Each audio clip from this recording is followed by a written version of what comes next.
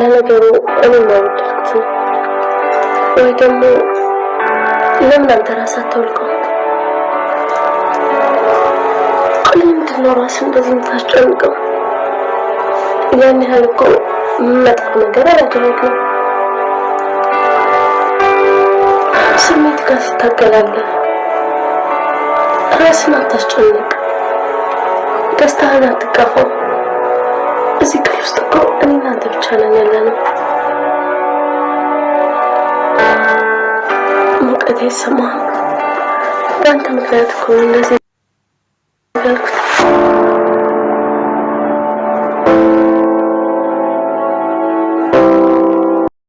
ብሌን ያልታሰባት ጉዳይ ገጠማት። ቃል እንግዲህ ዳግምን በማማለል በፍቅር ጠብ አደረገችው። ልታሳስት ትችል ይሆናል እያለች እየተጠራጠረች እንግዲህ ብሌን ባመጣችው ሀሳብ ዳግም ሌላ ዓለም ውስጥ ገብቶ ይገኛል። አንዳንዴ መልካም ለማድረግ ስትጥሩ ክፉዎች ያንን መልካምነታችሁን ተጠቅመው ክፉ ያደርጉታል። ሰላም ጤና ይስጥልኝ ውድና የተከበራችሁ የቻናል ቤተሰቦች እንዴት አላችሁ? በያላችሁበት ሰላማችሁ ይብዛ። ለዚህ ቻናል አዲስ ከሆናችሁ ሰብስክራይብ፣ ላይክ፣ ሼር እያደረጋችሁ ቤተሰብ ትሆኑ ዘንድ በአክብሮት ጋብዛለሁኝ። የአደራ ድራማ ቀጣዩን ክፍል ወደ እናንተ ይዤላችሁ መጥቻለሁ። በዚህ ክፍል እንግዲህ ብሌን ለሰላም ሁሉንም ለመንገር ውሳኔዋን ጨርሳለች። ነገር ግን እንዴት ነው ልትነግር የምትችለው በምን መንገድ የሚለውን ነገርም አብረን የምናይ ይሆናል። ቪዲዮውን ላይክ በማድረግ እስከ መጨረሻው ተከታተሉ። እንግዲህ ብሌን አውርታ ሰላምን ከዚህ በኋላ ዝም የምላት ከሆነ ቃልን ዝም የምላት ከሆነ ከዚህ በኋላ ለሰላም ሚስጥሩን ካልተናገርኩኝ ልትገላት ትችላለች። ሰላም ደግሞ በቃል ከተገደለች እና ሰላም ከሞተች እኔ ራሴን መቼም ቢሆን ይቅር ልለው አልችልም። ይሄ ከመፈጠሩ በፊት የሆነ ነገር መፍጠር አለብኝ በማለት እንግዲህ ብሌን አውርዳ የደረሰችበት ሀሳብ ደብዳቤ ጽፎ ሰላም ቦርሳ ውስጥ ማስቀመጥ ነበረ። ነገር ግን ሰላም ቦርሳ ውስጥ ደብዳቤ ለማስገባት አልቻለችም። ደብዳቤውን እየጻፈች ባለችበት ሰዓት ላይ ቃል እንግዲህ ድንገት ከውስጥ ወጥታ ብሌን ያለችበት ክፍል መታለች ማለት ነው። ብሌን ያለችበት ክፍል ስትመጣ ብሌን በጣም ትደነግጣለች። ምክንያቱም ስለ ቃል እና ስለ በኃይሉ ደብዳቤ እየጻፈች ነው። ይሄንን ቃል አየች ማለት የብሌን ሕይወት ከምንም በላይ አደጋ ላይ ነው ሊሆን የሚችለው። ታዲያ ይሄንን እንዳታይ ለማድረግ ብዙ ጥራለች ማለት ነው። በጣም ብዙ ግብ ውስጥ እስከ ሕይወቷ ድረስ ሄዳለች። እናማ ቃል ምንድን ነው የሚያስደነግጥሽ? መጀመሪያ እንግዲህ ዳግም ክፍል ነበር የገባችው ቃል ማለት ነው፣ ዳግም ጋር መስላት። ይሄንን ደግሞ እንድጠራጠራት ያደረገ የሆነበት ትልቁ ምክንያት ብሌን ስሜቷን መቆጣጠር አልቻለችም። ክፍለ ከተማ እየተመላለስኩኝ ነው፣ ንብረት በአንቺ ስም እንዲሆን አንቺንም ቅጽ ውስጥ አስገብቼሻለሁ፣ ስለዚህ ያንን ጉዳይ ለማስፈጸም እየተመላለስኩኝ ነው ብላ ነው እንግዲህ የነገረቻት ሰላምና ይሄን ሰሞን ወጣ ብስተሻል ለምንድን ነው ማሚ ብላ ጠይቃት ነበረ ቃል እና ለዚህ ነው ይሄን የተናገረችው። ታዲያ ይሄን ስትሰማ ብሌን ያውቃል የሰላም ወላጅ የሰላምን ልጅ እንዳልሆነች ስለምታውቅ ከዛ በኋላ ደግሞ ንብረቱ ሁሉ በስሟ ከተላለፈላት በኋላ ቃል ሰላምን እንደምትገላት ይሄንን ሚስጥር ስለሰማች ዝም ብላ ማለፍ አልፈለገችም። ስትሞት ዝም ብዬ ማየት የለብኝም፣ ቃል ሰላምን ከገደለቻት እኔ ራሴን መቼም ቢሆን ይቅር አልለውም በማለት እንግዲህ በቁጭት ስሜት ነው። ስሜቷን እንኳን መቆጣጠር አልቻለችም። ምግቡን ጥላ ነው ይሄንን ስትሰማ ብድግ ብላ ወደ ክፍሏ ሄደችው ማለት ነው። ወደ ክችን ሄደችው ነው ወደ ክችን ሄዳ ዝም ብዬ ማየት የለብኝም ብላ እንግዲህ አስባ ደብዳቤውን ጽፋለች። ቃል ወደ ክፍሏ ስትገባ ታዲያ ደብዳቤውን እንዳታይባት በመደንገጥ ወደኋላ ደብቃለች። ቃልም ምንድነው የደበቅሽው? ምን እየጻፍሽ ነበረ? መቼም ስለ እኔ እንዳይሆን የሚል እንግዲህ ፍራቻ ስለነበረባት እያስወተወተቻት ነበረ። ብሌንም ምንም ስለ አንቺ አይደለም፣ ምክንያቱም በድንገት የገባችባት አስባችሁታል። ስለ አንድ ሰው እናንተ እያሰባችሁ ያ ሰው ድንገት ሲመጣባችሁ በጣም ከባድ ነው። ብሌን እንግዲህ ብትደነግጥም አይፈረድባትም ማለት ነው። እና እንደዛ ስለሆነ ነው አላሳይሽም በጭራሽ፣ በሞትም እንኳን ይህንን ደብዳቤ ላሳይሽ አልችልም ብላታለች። ቃል እንግዲህ ልትነጥቃት ስትል ብሌን ቃልን ውርውር አርጋታለች። ስትወረውራት ሄዳ በር ላይ ተደግፋ ነው የቀረችው። ከዛ እንግዲህ ቃል በመናደድ ተነስታ ቢላ ይዛ መታ በቢላ እያስፈራራቻት ነበረ። ደብዳቤውን የማታመጪ ከሆነ በዚህ ቢላ ነው የምወጋሽ እያለች እያስፈራራቻት ነበረ።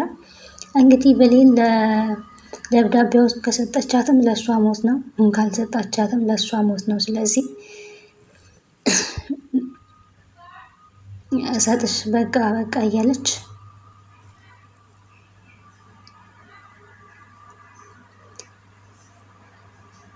እየታገሉ ባሉበት እንግዲህ ዳግም ደርሶላታል ማለት ነው። ዳግም አጋጣሚ ወደ ክፍሏ ሲመጣ ቃል እንግዲህ ቢላ ይዛ ብሌንን ስታስፈራራ ነው የደረሰው። ምንድን ነው ምን ልታደርጊ ያልነበር ብሎ ሲጠይቃት እንግዲህ የድሮ ሚስጥራችንን እያወራን ነው፣ ምንም አይደለም ብላ እንግዲህ ውሸቷን የካደችው ማለት ነው።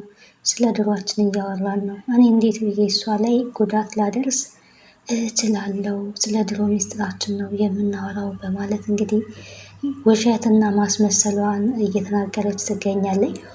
ከዛ በፊት እንግዲህ ዳግም ያው ከሳሚ ጋር በጣም ብጥብጥ ውስጥ ገብቶ ነበር የተመለሰው።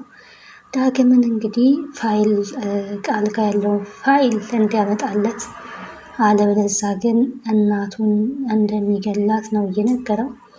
ይሄንን ለማድረግ ደግሞ እንግዲህ ግዴታ አሁንም የቃል ክፍል ተገብቶ ፍላሽ መወሰድ አለበት። ይሄንን ሚስጥርም ለብሌን ነግሯታልና ብሌን እንግዲህ ያወቀችው የዳግም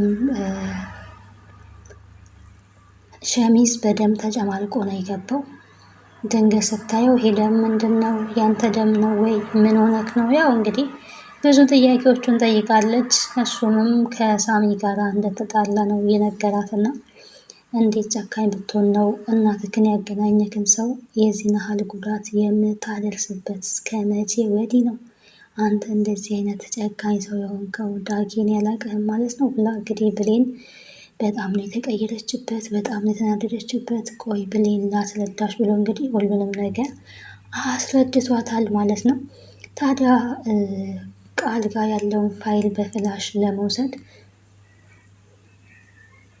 ምንድን ነው ያደረገችው? ብሌን ክላስ በማጽዳት ሰበብ ነበረ ገባል ያለችው። ሲቀጥል ደግሞ ደብዳቤን እንግዲህ ሌላ ደብዳቤ ጽፋለች። ስለ ዳግም የጻፈችው ደብዳቤ የሰላምን ደብዳቤ ለማስረሳት ነው። በነገራችን ላይ ብሌን እንግዲህ ብልህ ናት ማለት ነው። ቃል አንዴ ነገሮችን ከያዘች መተውና መልቀቅ አትችልም። ስለዚህ ያላት አማራጭ ብሌን ምንድን ነው? ሌላ ደብዳቤ መጻፍ ነው። ስለዚህ ለዳግም ደብዳቤ የፍቅር ደብዳቤ ተጽፍና በእጇ ይዛ ነው እንግዲህ ወደዛ ክላስ የሄደችው ማለት ነው።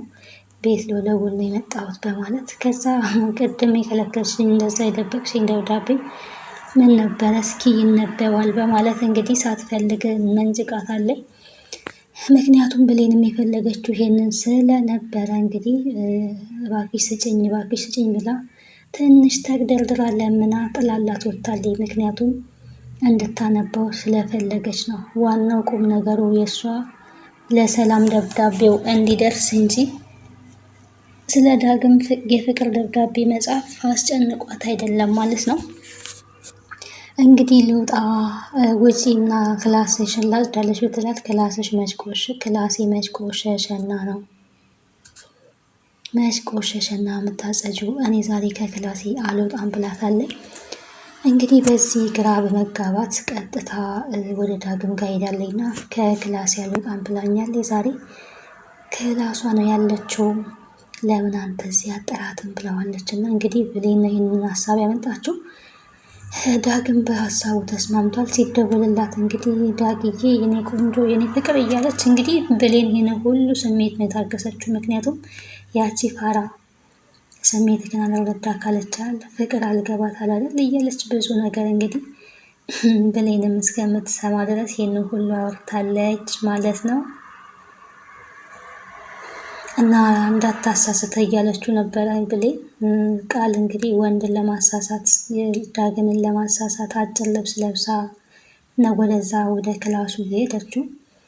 ብሌንም ደግሞ እንግዲህ ቃል ክፍል ገብታለች። ፈጣሪ ወይ አንተ ጠብቀው ብላ ነበር የገባችው። ገብታ ግን የላፕቶፑ ፓስወርድ ልታውቀው አልቻለችም። ፓስወርድ አለው ማለት ነው ላፕቶፑ። ስለዚህ ምንም አይነት አማራጭ ልታገኝ አልቻለችም። እንዴት ልከፍተው እንደምችል አናውቅም። ቃል ግን ዳግምን አሳስተዋለች ማለት ነው። ይሄ በጣም ከባድ ነው። ብሌን እንግዲህ ሳታስበው ፍቅሯን ልትቀማ ነው። ልቧ ሊሰበር ነው። ከምንም በላይ ያናድዳል። አንዳንድ ሴቶች እንደዚህ ነው እንግዲህ። ወንዶች በትንሽ ነገር ነው የሚታለሉት፣ ስሜታቸውን ሊቆጣጠሩ አይችሉም። እና ቃል እንግዲህ በዚህ ልክ ዳግምን አሳስተዋለች። ቀጣይ እንግዲህ ምን ሊሆን ይችላል የሚለውን አብረን የምናይ ይሆናል። ለዛሬ በዚህ አበቃለሁ። ቤተሰብ ያልሆናችሁ ቤተሰቡን ላይክ፣ ሼር፣ ሰብስክራይብ አድርጉ፣ አበረታቱኝ። ባይ ባይ።